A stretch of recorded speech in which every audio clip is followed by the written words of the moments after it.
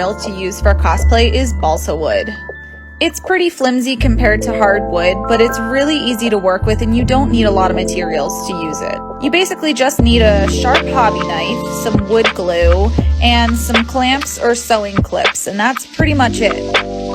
It's pretty soft, so you can cut it by hand with just a hobby knife. I've also used my Cricut Maker to cut out some more detailed pieces like this one.